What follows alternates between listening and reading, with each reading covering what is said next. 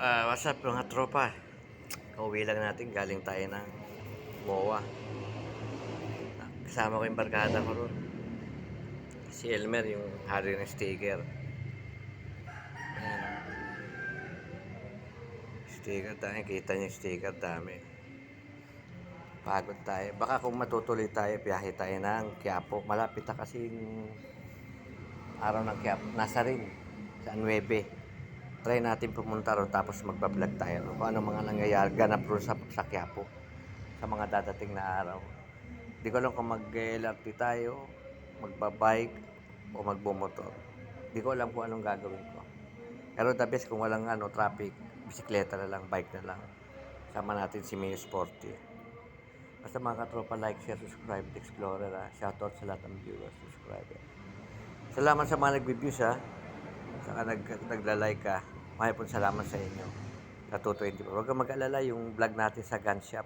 Matutuloy na ho yun baka next week. Pakita ko siya mga may pupuntahan tayo ng gun shop.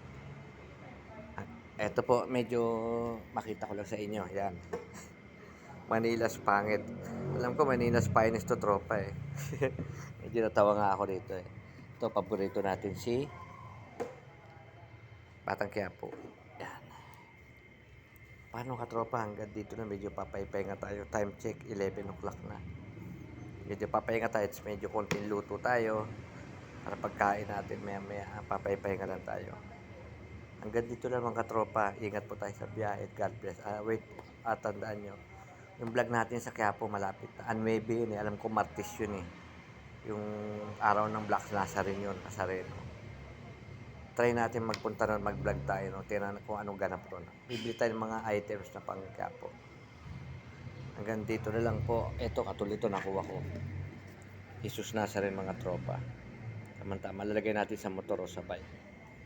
Ano yun, hanggang dito na lang mga katropa. Ay po salamat, God bless.